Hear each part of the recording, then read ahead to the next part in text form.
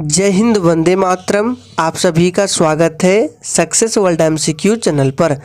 तो फ्रेंड्स, आज के इस वीडियो में बिहार मदनी से सिपाही का जो 16 अक्टूबर को एग्ज़ाम होने वाला है उसके लिए जीके जीएस के मोस्ट इम्पॉर्टेंट प्रैक्टिस सेट को लेकर आए हैं। तो आज का ये क्लास आप लोगों के लिए बहुत ही ज़्यादा इम्पॉर्टेंट होने वाला है। तो जल्दी जल्दी से आप सभी लाइव में जुड़ जाइए। सभी को गुड इवनिंग, गुड इवनिंग।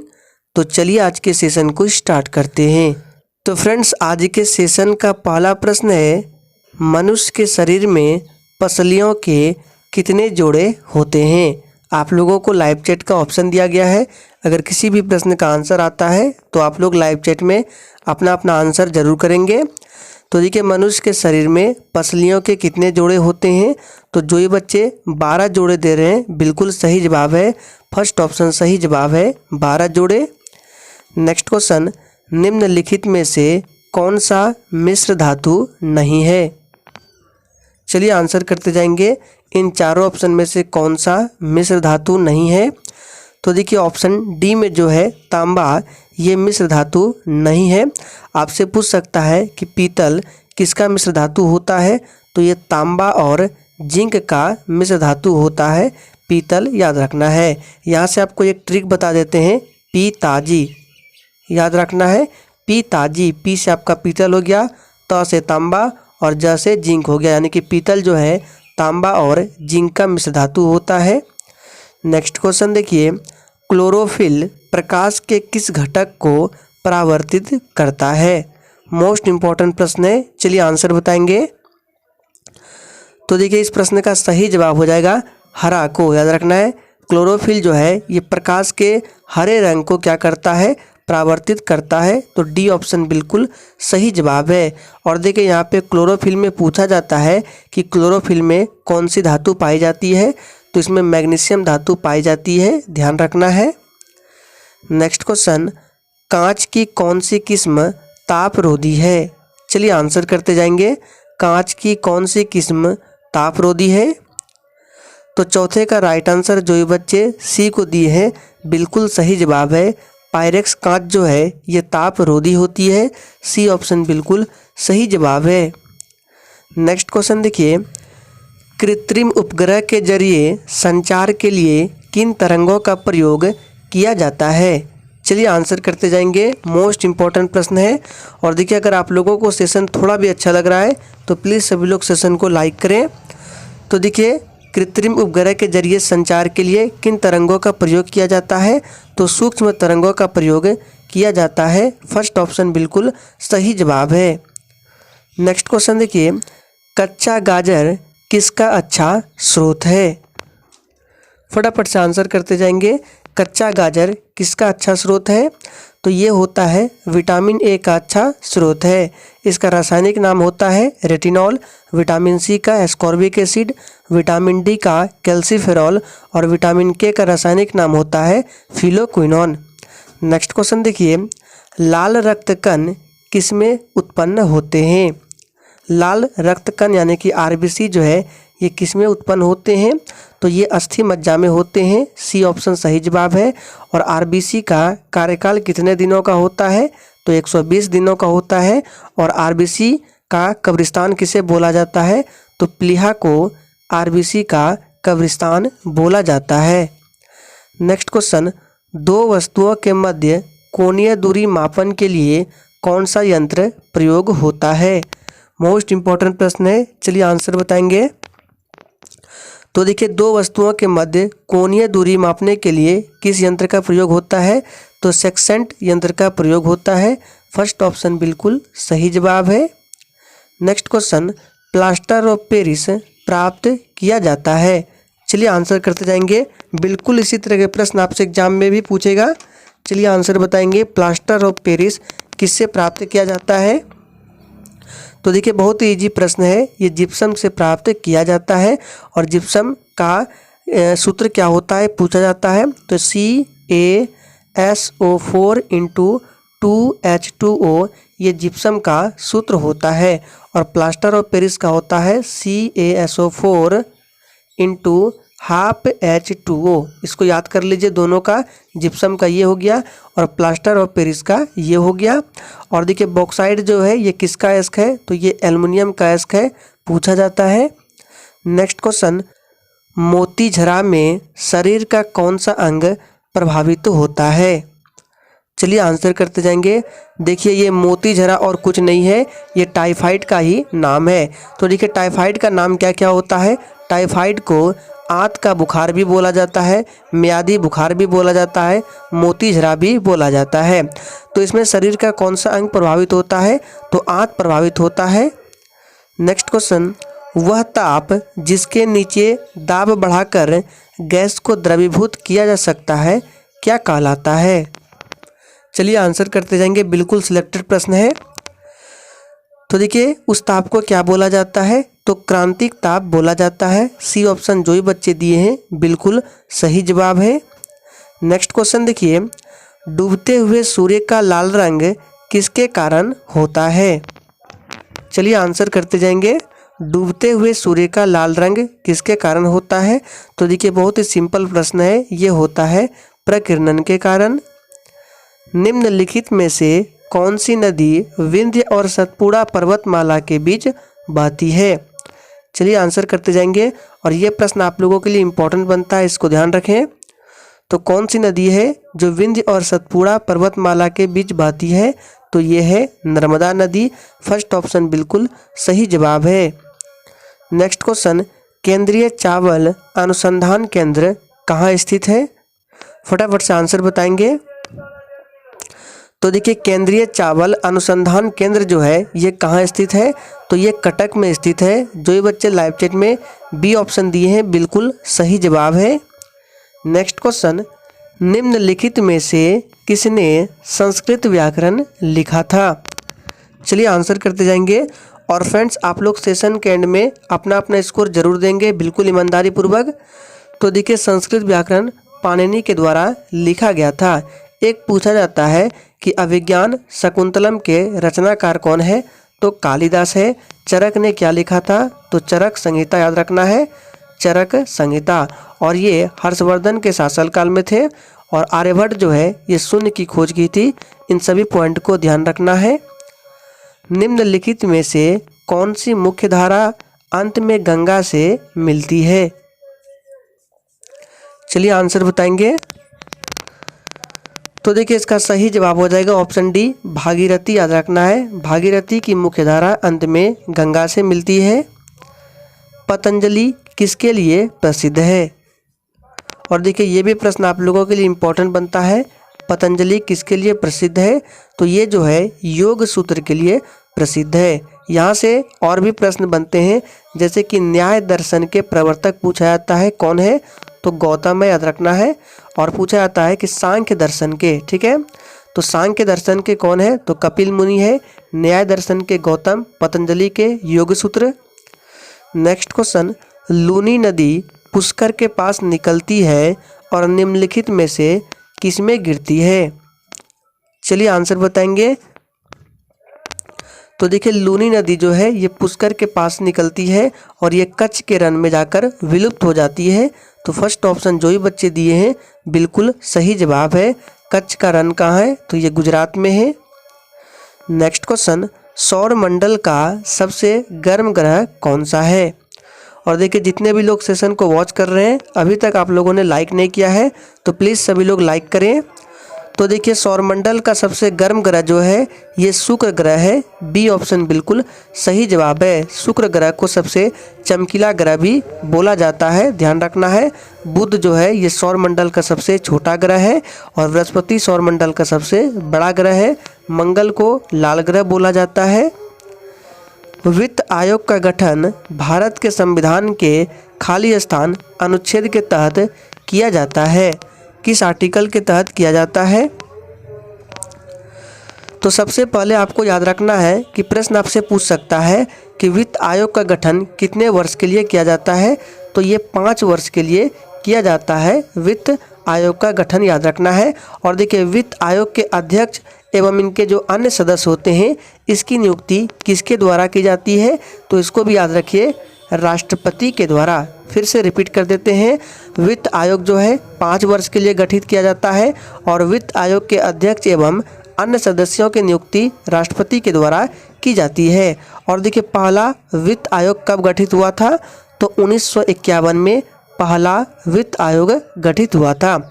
और इसका गठन किस अनुच्छेद के तहत किया जाता है, तो आर्टिकल 280 बी ऑप्शन बिल्कुल सही जवाब है। और फ्रेंड्स आपको जितने भी एक्स्ट्रा फैक्ट बताते हैं, अगर आप लोगों को नहीं पता है तो कॉपी में नोट डाउन कर लीजिए। ताजमहल किसने बनवाया था, चलिए। और देखिए आपके पास बिल्कुल भी टाइम बचा हुआ नहीं है, इसलिए आप लोग एक भी दिन प्रैक्टिस सेट को मिस ना करें, डेली प्रैक्टिस सेट को अटेंड करें। तो ताजमहल किसने बनवाया था, ये बहुत इजी प्रश्न है, शाहजहां ने बनवाया था। नालंदा विश्वविद्यालय की स्थापना किसके द्वारा की गई थी, तो देखिए नालंदा विश्वविद्यालय की स्थापना जो है ये कुमारगुप्त के द्वारा किया गया था। सी ऑप्शन बिल्कुल सही जवाब हो जाएगा, ध्यान रखना है।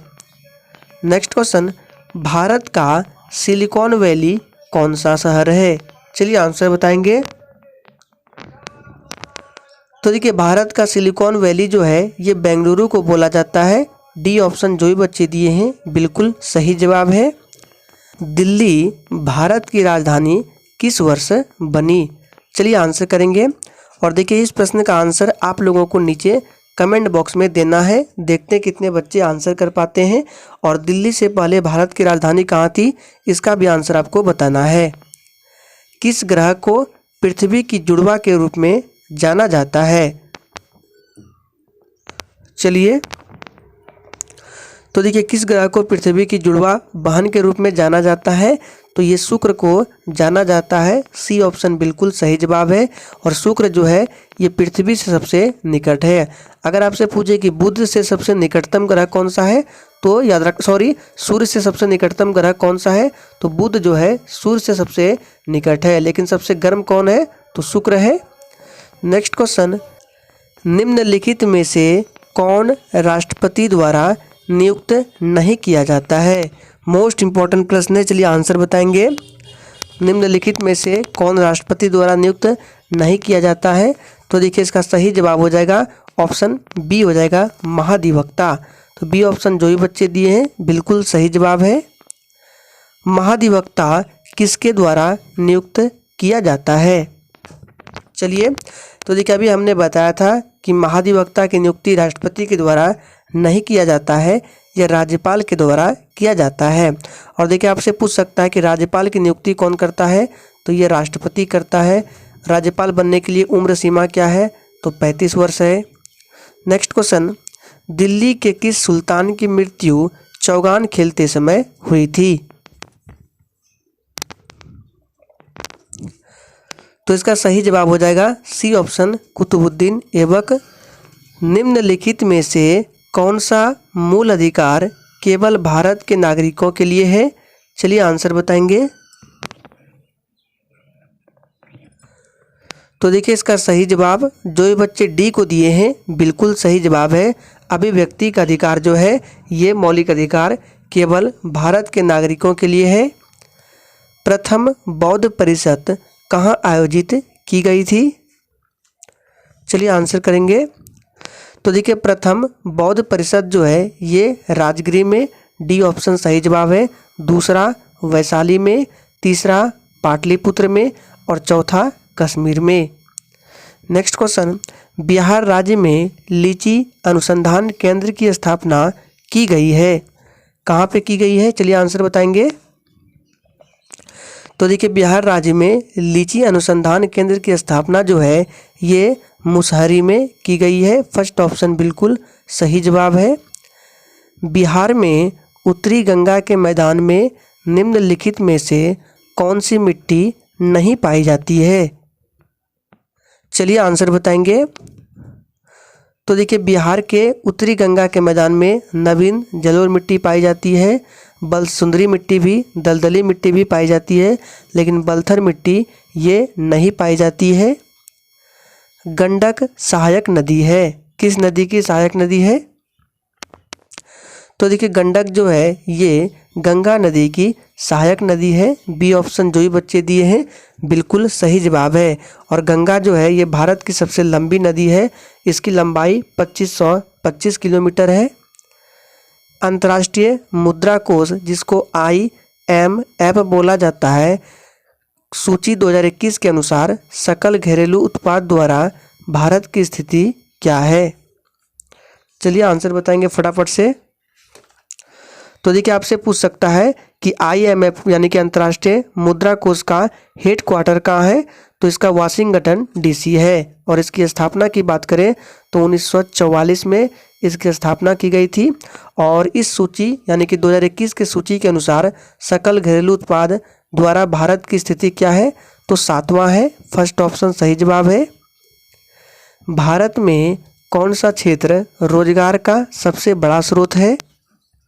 और देखिए जिसने अभी तक लाइक नहीं किया है फटाफट से लाइक करें। तो भारत में कौन सा क्षेत्र रोजगार के लिए सबसे बड़ा स्रोत है? तो ये कृषि का है। नेक्स्ट क्वेश्चन, भारत ने किस वर्ष उदार तथा मुक्त बाजार के सिद्धांतों को अपनाया? चलिए आंसर बताएंगे। तो ये अपनाया था 1991 में। फर्स्ट ऑप्शन जो भी बच्चे दिए हैं बिल्कुल सही जवाब है। 1991 में। सेबी का मुख्यालय कहाँ स्थित है? तो देखिए सेबी का मुख्यालय जो है ये मुंबई में है। बी ऑप्शन बिल्कुल सही जवाब है। किसका चुनाव मुख्य चुनाव आयुक्त की देखरेख में नहीं होता है? चलिए आंसर बताएंगे। तो किसका चुनाव मुख्य चुनाव आयुक्त की देखरेख में नहीं होता है? तो ग्राम पंचायत। निम्नलिखित में से कौन सा मौलिक कर्तव्य है? सभी ऑप्शंस को सही से पढ़िए। तो देखिए कौन सा मौलिक कर्तव्य है? तो सार्वजनिक संपत्ति की सुरक्षा ये मौलिक कर्तव्य है। भारत की संप्रभुता, अखंडता और एकता की रक्षा करना ये भी मौलिक कर्तव्य है। वैज्ञानिक स्वभाव और मानवतावाद विकसित करना ये भी मौलिक कर्तव्य के अंतर्गत आते हैं। तो उपरोक्त सही जवाब है। नेक्स्ट क्वेश्चन, केंद्रीय मंत्रिपरिषद में शामिल है? चलिए आंसर बताएंगे। केंद्रीय मंत्रिपरिषद में शामिल होते हैं तो इसमें शामिल होते हैं कैबिनेट मंत्री, राज्य मंत्री और उप मंत्री, यानी कि डी ऑप्शन बिल्कुल सही जवाब है। किन परिस्थितियों में भारतीय नागरिकता समाप्त नहीं की जा सकती है? चलिए और देखिए आपसे पूछ सकता है कि भारतीय नागरिकता यानी कि नागरिकता के बारे में संविधान के किस भाग में बताया गया है? तो भाग 2 में और अनुच्छेद 5 से 11 तक में इसका वर्णन किया गया है। तो किन परिस्थितियों में भारतीय नागरिकता समाप्त नहीं की जा सकती है? तो याद रखना है युद्ध के समय, चुनाव के समय, आपातकाल के समय, यानी कि ये सभी हो जाएगा। डी ऑप्शन बिल्कुल सही जवाब है। इन सभी स्थितियों में क्या नागरिकता को समाप्त नहीं किया जा सकता है। नेक्स्ट क्वेश्चन, राष्ट्रपति को पद की शपथ कौन दिलाता है? चलिए आंसर बताएंगे। बिल्कुल सिलेक्शन वाले प्रश्न है। राष्ट्रपति को पद की शपथ कौन दिलाता है? तो ये दिलाता है भारत के मुख्य न्यायाधीश। और वर्तमान में भारत के चीफ जस्टिस ऑफ इंडिया कौन है? तो ये है UU ललित। याद रखना है कौन है? UU ललित। प्रथम विधि निर्माता कौन है? तो देखिए प्रथम विधि निर्माता कौन है? तो मनु है। कृष्ण भक्ति का प्रथम और प्रधान ग्रंथ कौन सा है? तो देखिए कृष्ण भक्ति का प्रथम और प्रधान ग्रंथ जो है ये श्रीमद् भागवत गीता है। नेक्स्ट क्वेश्चन, ऋग्वेद में संपत्ति का प्रमुख रूप क्या है? देखिए ये प्रश्न आप लोगों के लिए मोस्ट इंपॉर्टेंट है, इसको ध्यान रखें। ऋग्वेद में संपत्ति का प्रमुख रूप क्या है? तो ये याद रखना है, ये है गोधन। पुराणों की संख्या कितनी है? चलिए आंसर बताएंगे। तो देखिए पुराणों की संख्या टोटल जो है 18 है। और सबसे पुराना पुराण कौन सा है? तो मत्स्य पुराण जो है ये सबसे पुराना है। नेक्स्ट क्वेश्चन, किस देवता के लिए ऋग्वेद में पुरंदर शब्द का प्रयोग हुआ है? ये भी प्रश्न आप लोगों के लिए इंपॉर्टेंट है, इसको ध्यान रखें। तो किस देवता के लिए ऋग्वेद में पुरंदर शब्द का प्रयोग हुआ है? तो ये हुआ है इंद्र के लिए। बी ऑप्शन बिल्कुल सही जवाब है। नेक्स्ट क्वेश्चन, अस्तो मा सद्गमय कहाँ से लिया गया है? चलिए, तो देखिए अस्तो मा सद्गमय जो है ये उपनिषद से लिया गया है। डी ऑप्शन सही जवाब है। और देखिए वेद पूछ सकता है कितने वेद होते हैं, तो 4 वेद है। कौन कौन से हैं?